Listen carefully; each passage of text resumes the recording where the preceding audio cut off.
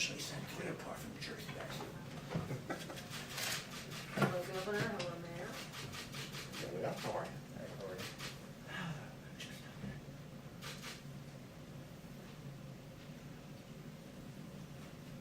You have to do the day prep today? I just got here for the present weather. He's preparing me for court.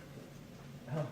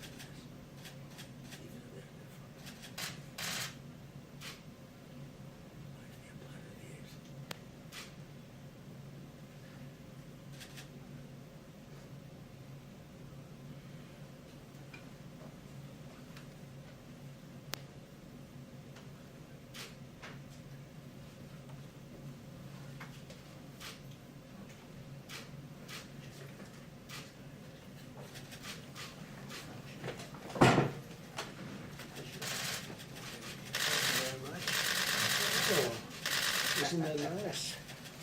Does anybody know these two gentlemen in the room? If you don't, let us know. You shouldn't be here if you don't. It's great to have you guys. Yesterday, I was very proud to nominate Judge Amy Coney Barrett to the United States Supreme Court. She's one of our nation's most brilliant legal minds, and I think she'll do very well. We're moving along very quickly. Tremendous unity in the Republican Party.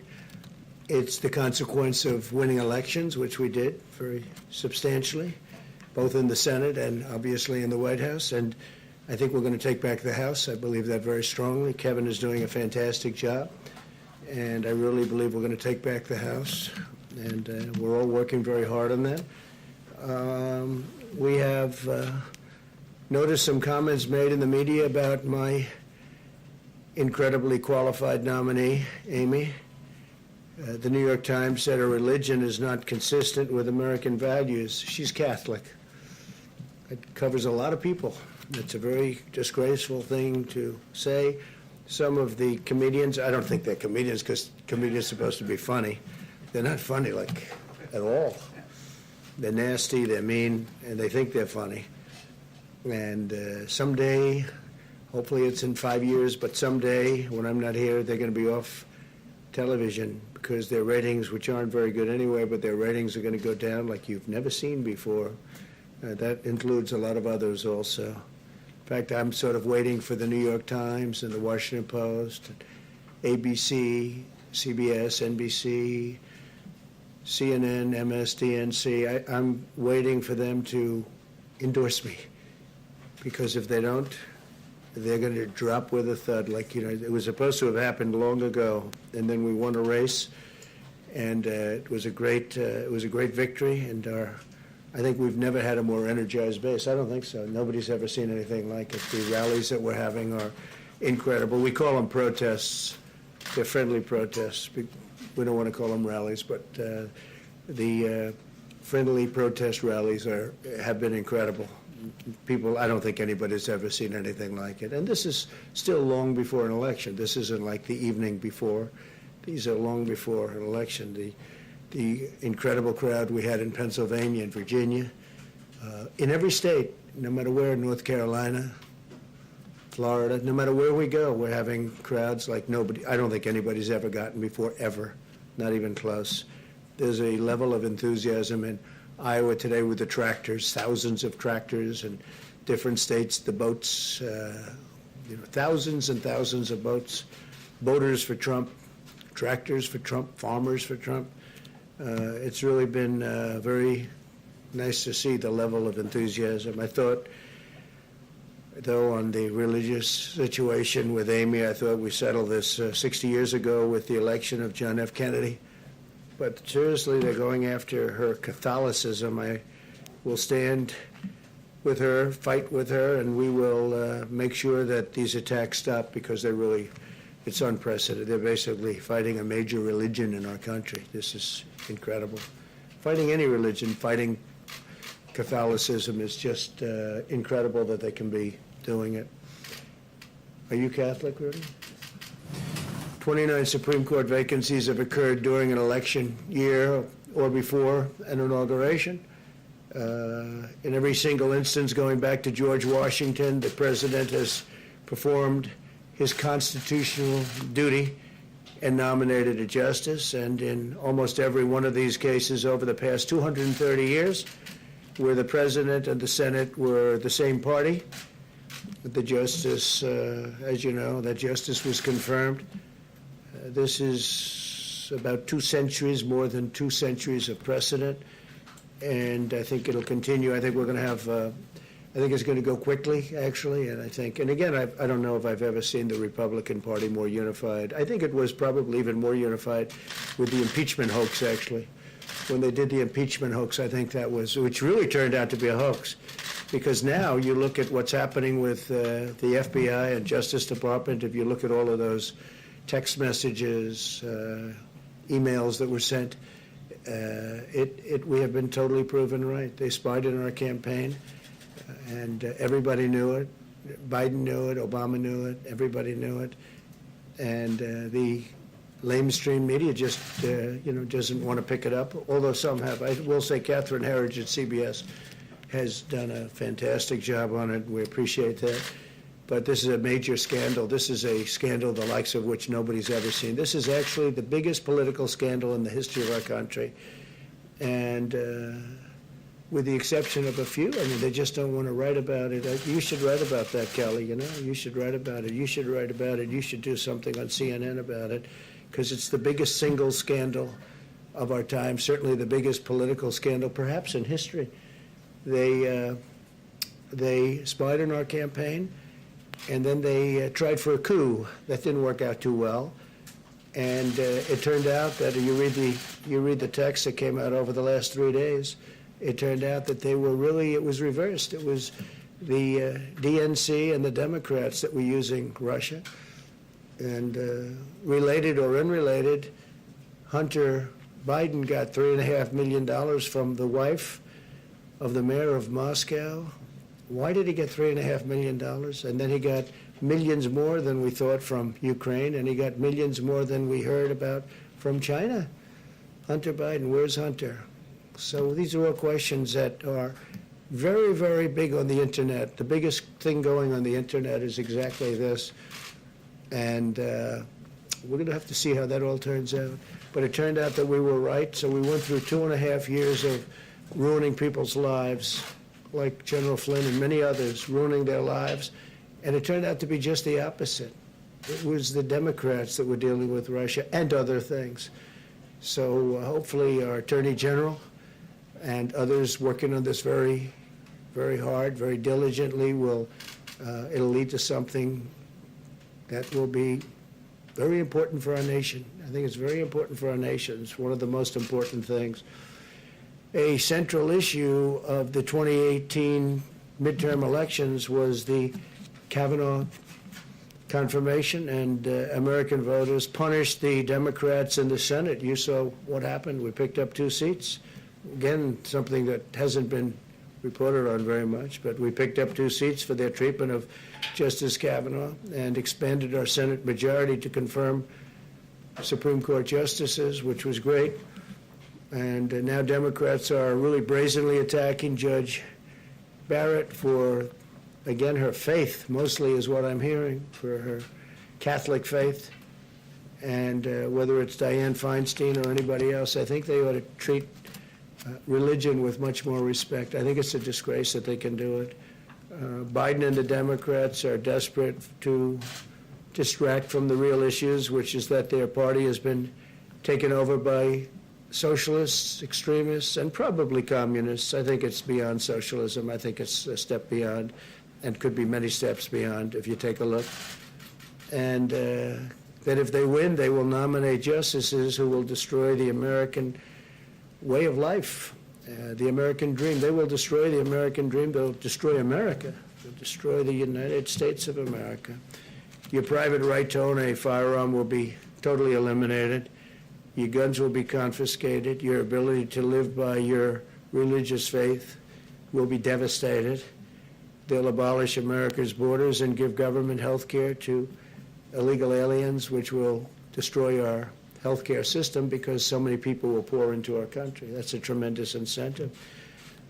On voter fraud, as you know, hopefully there won't be a very big movement because hopefully we're going to be able to win. I think we have the massive movement. I think we're going to have a tremendous victory. There won't be a transition because I can't imagine we call a transition if we win. You know, they talk about, will there be a friendly transition? Of course there will, but we have a big problem, and you see it every day. You see it happening every day with ballots.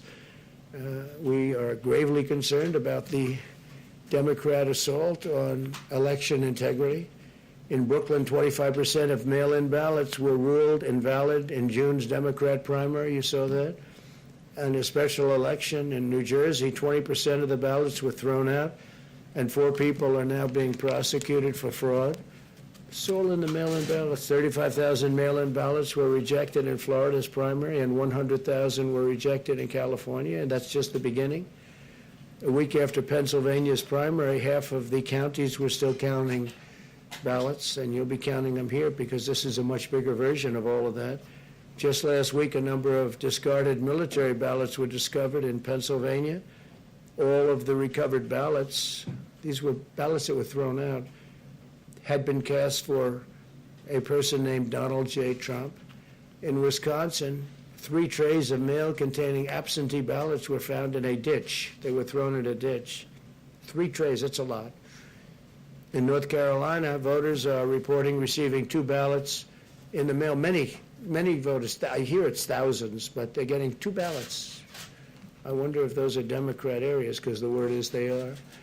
In Iowa caucuses last winter, you know what happened there? You all reported on it, I think, very well, right? You remember that? No. It was not good, right? But in Iowa, they still don't really know who the winner was. I think they called somebody eventually, but it was many, many weeks later. But they really have no idea, and that's being continuous to be, and that's little, that's just a small, that continues to be litigated in Iowa. They can't run a simple caucus, yet now they're trying to radically write election laws nationwide just weeks before the presidential election. I heard in New York today that Governor Cuomo wants to try and simplify the ballots because he thinks they're too complicated. And all of that, I agree with him. I think that's good, but you don't do that now. The ballots are starting to come in, and, you know, it's not, you can't do it now. It's too late. Joe Biden and the Democrat extremists oppose all of these efforts to ensure election integrity. They oppose voter ID. Think of it, voter ID. They want a picture.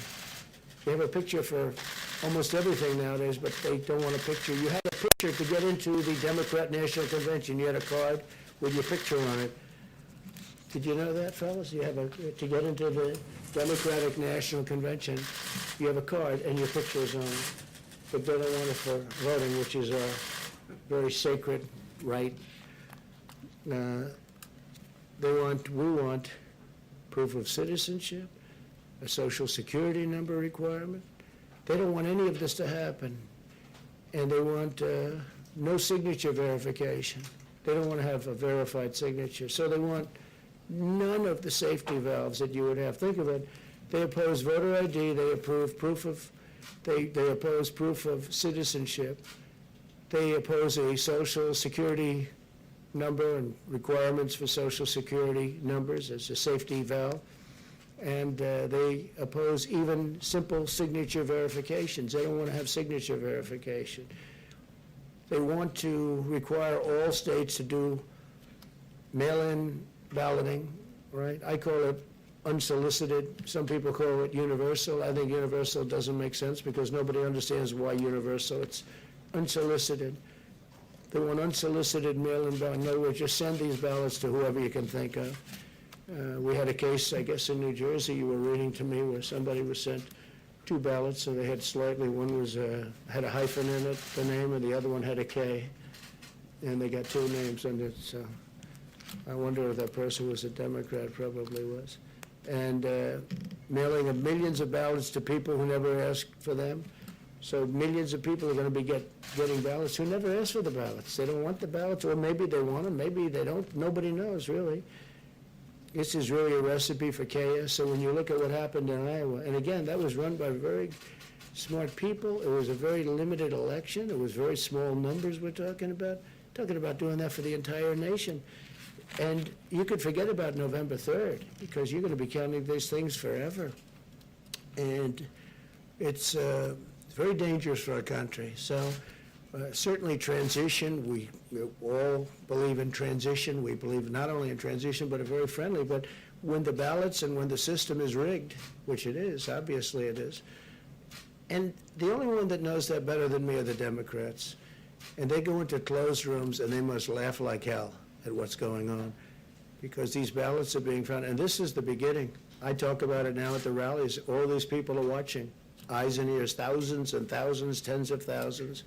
But there's no justification for these extreme changes to the election law. And if you can go to the grocery store, you can have an ID with your picture on it to vote is so important. I mean, it's just so important. So a lot of things are going on. Very importantly, though, I think very, very, very importantly is when you do your reporting, I think you ought to report on the FBI scandal, because it's one of the great scandals in the history of our country. And I think people want to hear about it. If you look at the internet, you'll see how people want to hear about it. And they all know about it. And it just makes the media look so bad. And there's so much reporting, I could go into it right now, but I'm not going to do that. But it would be a tremendous thing for the mainstream media to really start reporting. I think your ratings would go through the roof, I really do, because people really are tired of this fake stuff where you don't even talk about it. And the biggest scandal, certainly the biggest political scandal in the history of our country, by far, bigger than Watergate, much bigger than Watergate, and they try and avoid it as much as possible. It's getting very hard to avoid. So we'll take a couple of questions, and you may have a question for these two very wonderful people, brilliant people from the standpoint of politics, I would say, and law. And if you have anything for Kaylee, we'd love to do that. Go ahead, please. Thanks, sir. Last Wednesday, when you were speaking to the attorney generals, you said that you hoped federal judges were watching what was going on with mail-in ballots. Do you hope that Amy Coney Barrett is watching as well? I do. I'm sure she is. I think everybody is. I think everyone in the country. I think we've made it a very big issue. And it's an issue that the Democrats tried to get away with. I don't think they're getting away. I mean, so many reports now of phony ballots, that I don't know if it would have been reported before. But all of these rallies, we had thousands of people last night, as you know. And we're in Harrisburg, Pennsylvania. The night before, we were in Virginia. I mean, those crowds are, whether it was 35,000 or 30,000, those crowds are massive. And that's on very short notice. All of those people are watching. We have eyes and ears now that we wouldn't have had if we didn't bring it up. So no, I'm sure she's watching, and I'm sure that everybody's looking at it. I think it's just common sense. Go ahead, A Phil. quick follow-up. Did you discuss the election with her? No, I didn't. And then I just didn't think it would be appropriate. And I've watched over the years as presidents would interview and talk and make a decision on a Supreme Court justice. And I was actually surprised they wouldn't talk about various things like Roe. They wouldn't talk about, things that are very important. They think it's inappropriate to talk about them. I don't know that it's inappropriate, but I've gone by that custom. Go ahead, Phil. Thanks, sir. Democrats are arguing that ACB puts in danger not only Roe v. Wade, but a number of other decisions. Do you think that they are correct?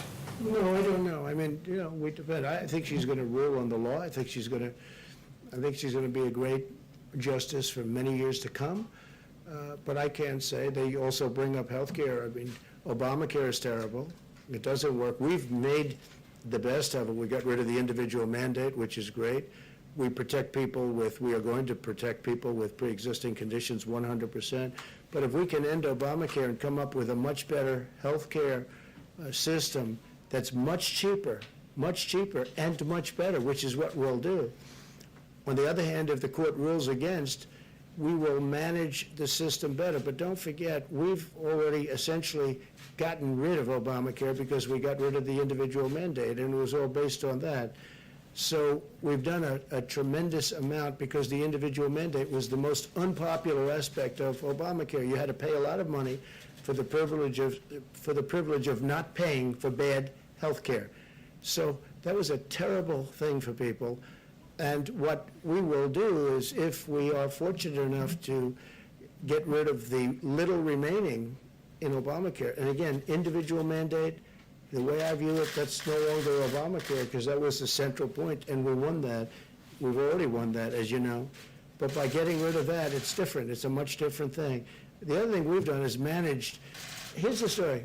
It's no good. It's too expensive. It's bad coverage. You don't get your doctor. You don't get your plan. All the things that President Obama said, you don't get. And Biden, too, by the way. If Biden even, I don't think he has any understanding of it. But you don't get your doctor. You don't get your plan. 28 times President Obama said, you get your doctor, you get your plan. It turned out to be a lie. So here's what we're doing. If we can terminate, we are going to have a much better plan, and you will have your doctor, you will have your plan, you'll have a lot of things that you don't get with Obamacare. Yeah. Sir, you've said this numerous times, but do you really believe that Joe Biden will be on any type of performance-enhancing drug ahead of the debates, or are you just joking? No, I'm not joking. I mean, I'm willing to take a drug test. I think he should too, because he's had a very uneven. I watched him with some of when he was with, debating Pocahontas and Harris, who treated him so badly. But I watched him, and he was out of it, right? And then I watched him against Bernie Sanders, and he was okay. I mean, he wasn't great, but he wasn't terrible. He was okay. A far cry from the way you know what I'm saying. I mean, if you look at some of those debates, I said there's no way he can continue. He can't continue. Then all of a sudden he debated crazy Bernie Sanders, and you know what? The truth is he was okay. And I said, how did he go from there with those horrible performances to where he was okay? And I always joke, but it is true. He was no Winston Churchill in debating, but he was fine. And people say he was on performance-enhancing drugs. A lot of people have said that. A lot of people have written that. So take a look at it. Take a look. Why don't you just check it? You can check out the internet. You'll see plenty of people say it. And whether he is or not doesn't matter. But I would love to take a test, and he can take a test too. Mr. President. So we'll start with debate. Obviously, it is coming up. How are you preparing? Is somebody playing Joe Biden in the debate with you? Are you doing debate prep at all? Yeah, we are. We're doing it. These two gentlemen have been helping, and Kaylee's there. But who plays Biden for you? I mean, I would say maybe a combination of these two, and either one of them is about 5 times smarter than Sleepy Joe. But we had a little debate prep before we came here. I think this whole thing, though, is debate prep. What I do is debate prep every day. I'm taking questions from you people all the time. I mean, I've taken a lot of questions from you over the last number of years, and he doesn't. I watched the way he was treated on MSDNC on Friday. I guess he did it live, and it was disgraceful. It was an embarrassment. I know her, and she's a pretty tough reporter. The way she was helping him along with us, it was so obvious what was going on. She was helping him. She was giving him a question and then helping him to answer the question. I know her very well. She doesn't do that. It was embarrassing, and people don't talk about it. I mean, play some of those clips, play some of those answers, the answers where he wasn't able to give an answer, and she's pushing him. They never do that with me, I can tell you, but I don't have the kind of problems he has. how many hours would you say you've spent on debate prep? A little time. I mean, not a lot. More or less than 60. I'm running a country. I don't have the luxury. I watched other people over the years. I watched one sort of fairly recently, not too long ago, go into a cabin, lock himself into a cabin, and he came out and he wasn't very effective. He had so many things going on. Sometimes you can go too much in that stuff, Sometimes you can go too much. I mean, look, I've never debated before, but then I debated a lot 4 years ago, and if you look at the polls, those polls that come out, hundreds of thousands of people in Time Magazine and all of the different polls, I think there's about 7 or 8 of them, according to those polls, I won every debate, every single debate, in the primaries, and then when I debated Crooked Hillary. I won every debate. I mean, this isn't me saying, I felt I did, but this isn't me saying, this is the polls. You had Time Magazine poll, you had this, that, and I guess they take them off the internet, or they get phone calls or something. But according to that, I won every debate. And I felt I did. But I understand the subject. Now, Chris is tough. I hope that Chris is going to be equally tough on Joe Biden. But I watched the young lady who I won't say her name, but it was embarrassing the way she was getting him along. So I just asked the question about drugs. I think it's something that would be appropriate, because you can't have a president that needs that kind of help. If you do have a president that needs that kind of help, when you've got to deal with Putin, and you've got to deal with President Xi of China, and you have to deal with Kim Jong-un, and by the way, do you notice there's no war going on with North Korea, which everyone thought would be in about 1 week after I came to be president. They thought it was going to happen immediately. No war. And that's saving perhaps millions of lives, not just, they were saying, 50,000 people. No, millions and millions of people could have died. Chris will definitely have some questions, and one of the ones that's going to likely, everybody's going to be talking about is there's a New York Times story that came out about an hour ago that says that when you came to the White House, you were paying about $750 a year in federal income tax. They are not releasing that, they're not publishing the tax returns. They're not showing that out there. They're saying to protect their sources. In your tax return, sir, does that sound right that you're paying a couple $100s a year in federal income taxes? It's fake news. It's totally fake news. Made up, fake. We went through the same stories. You could have asked me the same questions 4 years ago. I had to litigate this and talk about it. Totally fake news. No, actually, I paid tax. And you'll see that as soon as my tax returns. It's under audit. They've been under audit for a long time. The IRS does not treat me well. They treat me like the Tea Party, like they treated the Tea Party. They don't treat me well. They treat me very badly. You have people in the IRS, they treat me very, very badly. But they're under audit. And when they're not, I would be proud to show it. But that's just fake news. The New York Times tried it. The same thing. They want to create a little bit of a story, they're doing anything they can. Not only, that's the least of it. I mean, the stories that I read are so fake. They're so phony. Did they tell you this was going to come out today? No, I didn't know anything about it. I don't know anything about it. I think somebody said they were going to do a negative. They only do negative stories. I don't think I used to get good stories in the New York Times when I ran for office, and I happened to be conservative Republican. I don't think we've had a good story. They predicted my loss 4 years ago. They then apologized for their bad reporting. Then they predicted the FBI and all of these things. That's now proven to be a hoax, a complete hoax. They got Pulitzer Prizes along with the Washington Post. They should give all those Pulitzer Prizes back because everything was wrong. I mean, it was so bad. Their reporting was so bad, they were wrong. It was exactly the opposite. Now, there are people that should get Pulitzer Prizes. Solomon, Carter. They're not in the business of Pulitzer Prizes, but Sean Hannity got it right. Lou Dobbs got it right. Laura got it right. Many people Tucker got it right. There were many people that got it right. I don't know what they get other than a great salary and great ratings. I mean, I don't know what they get. Thank you, sir. Thank you, sir. Jordan, go ahead. Yes, thank you.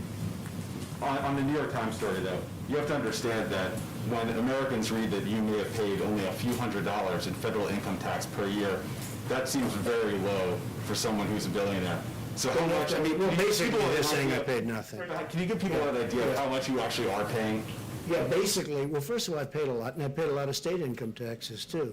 The New York State charges a lot, and I paid a lot of money in state. It'll all be revealed. It's going to come out. But after the auditors, they're doing their assessment. We've been negotiating for a long time.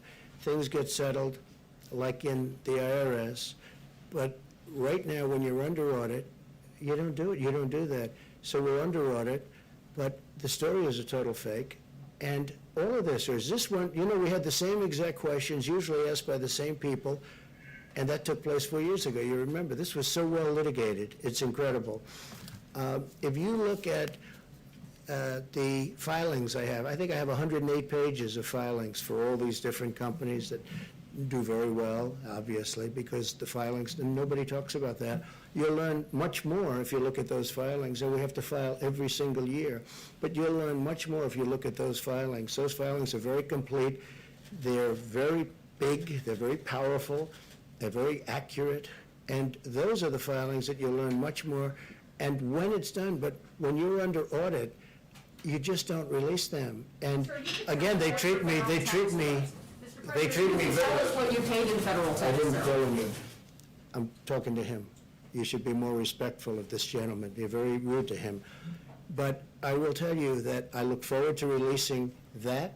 I look forward to releasing many things. I'm going to release many things, and people will be really shocked. But the New York Times has been doing fake story after fake story. I've never seen anything like it. And people understand it. And people, that's why the media has such a low approval rating now because of what they've done. It's really a shame. Yeah, go on the back. Thank you, Mr. President. Two questions. If you have any questions for these two Well, that's what I gentlemen, was going to ask, both you and Governor Christie and Mayor Giuliani. Your two guests are practicing Catholics. You've talked about possible bias against Judge Barrett's religion. Only two Catholic bishops have come out to say the same thing you have. Is any effort being made by any of you to say, get the U.S. Conference of Catholic Bishops, I think that, yeah. at least other leaders within the We're in the process of doing that. I think it's horrible what they're doing. I mean, they're playing the religious card, and it's frankly, you're talking about Catholics. It's a very major religion in our country. I don't know, Chris, do you have anything to say about it? It's obvious what they're doing. So, she'll be strong, she'll be tough, and she'll stand up for what she believes in. And she went through, just like I did 4 years ago, in terms of litigation of different things. She went through it before and did very well. Rudy, what do you think? I think the article in the New York Times today reveals a very strong anti-Catholic bias. I mean, it says in the article that Catholicism and the American ethos can't be contradict each other. Well, let me ask What you is, a follow-up. what is the American ethos? It's their version of it. That's a horrible thing to say. And then it says that Catholics have difficulty separating public and private morality. I don't have difficulty separating public and private morality. So what I see is the beginning of a really strong anti-Catholic attack. And having lived through the John Kennedy election, that article today reminded me of the things that used to be written before John Kennedy. Could a Catholic be loyal to the United States? Come on. Well, having said That's that, exactly what Feinstein raised Right. when she made that awful remark to the judge. well, let me repeat my question again. Why are only two bishops within the church speaking out, and will you make an effort to get the U.S. Oh, I Conference? think they'll come out very strong. This is day one. I mean, we've just started this. This is absolutely day one. And, I mean, they're going to be coming out very strong. The Catholic Church is very well united on this. They are so thrilled that Amy was chosen. They are so thrilled. Oh, they'll be, again, it's been 24 hours, okay? So it's been a very short period of time. But they're going to come out very strong. Yeah, please, go ahead. OAM. Christina Bob from OAM, thank you for the briefing. You spoke earlier about some of the subjects that Joe Biden has been refusing to answer questions on, specifically Hunter Biden, his involvement with Russia, Ukraine, even China. Incredible. And then the Obamagate. And the press doesn't ask those questions. It's incredible. I'm wondering, the debate is coming up this week. Do you anticipate Joe Biden being held to task, and will he be able to answer those questions at the I debate? don't know. I mean, we're going to find out because a lot of things are going to come up in the debate. That may be one. I mean, the son didn't have a job. He had some big difficulties, and then all of a sudden he's making millions of dollars as soon as his father becomes vice president. No, I think that'll come up. I don't think Joe can answer it, frankly. I think there's only one reason he made all that money. And then you have to say, what about Joe's involvement? And why did Joe not give the $1 billion over to Ukraine, as an example, until such time as they let go of a prosecutor that was investigating the company that his son was involved with? I mean, there are some bad questions. I don't think they have answers. And if we had a media that was fair, even just reasonable, this would be the biggest story for years and years and years. Then you'd really be entitled to real Pulitzer Prizes, not the fake committee that gives you these fake awards. So, I mean, it's a really fair question, but it's hard to believe when you see the kind of money that he has made from China, from Russia, where the wife of the mayor of Moscow gives him $3.5 million, and nobody even has any question about it. Why did he get $3.5 million? I'll tell you why, because Joe Biden was in on it. Joe was in on it. There's no way that he wasn't. And uses Joe Biden's plane, Air Force Two, uses Joe, and they go to China, and then he comes back, and he never mentioned it to his father, that he just got $1.5 billion, and now it's turning out that it's much more money than that, Rudy. It's turned out to be much more money from China. They have a member of the Chinese Communist Party gave him a lot of money, and the press has no interest in these stories. It's just, it's very disheartening for the people of our country, please. Mr. President, if he tries to dodge the questions or doesn't address them head on, are you prepared with the facts and information to answer that for the American Well, I people? have all the information. It just came out. I mean, I didn't know about Moscow, $3.5 million from the mayor's wife. I didn't know about that. And he's a very influential, powerful man in Russia, as you know. And it wasn't me. I didn't have anything to do with Russia. That came out loud and clear. What also came out is they should have never gone into this fake Mueller investigation. And it also came out that the 31 phones that were wiped clean shouldn't have been wiped clean, and that's a criminal act. And Bloomberg, likewise, shouldn't be paying for prisoners to go out in Florida and go and vote, because he's basically paying, which is totally illegal, going and paying prisoners. I hope he hasn't done it yet, but he's down in writing as doing it. This is what he wants to do so that he can ingratiate himself to the Democrats after they made him look like a total fool in the debate. I mean, what they did to him is incredible, and that he goes out and spends money, it shows you the problems that he's got. Mini Mike. But for him to go out and buy votes, because that's, I don't know, you're a very good lawyer. Are you allowed to go tell people that go vote, I'm going to pay off your tab? Certainly can't buy votes, that's for sure. Yeah, because that's what it is. I mean, it's a very serious charge. Yeah, please, go ahead. Mr. President, if the No, I election... didn't, I was talking to you, yeah. Thank you, Mr. President. You know that there has Hey, been... could you, we have a little more time. Yeah. Good, thank you. And there has been going on the military action in the Karabakh, Azerbaijan, and In where? the Azerbaijan, Yeah. the Karabakh, and the civilians are killed. And according to the officials from the Azerbaijan, they say the first shoot came from the Armenian. What's your comment on that? So we're looking at it very strongly. It just happened, and I know about it. I learned about it today and yesterday, and we're looking at it very strongly. We have a lot of good relationships in that area. We'll see if we can stop it. Okay? Thank you very much, everybody. Mr. President, in 10 of the previous 15 years before the 2016 elections, you paid $0 in income tax. You dispute Is that appropriate? $750, Mr. President?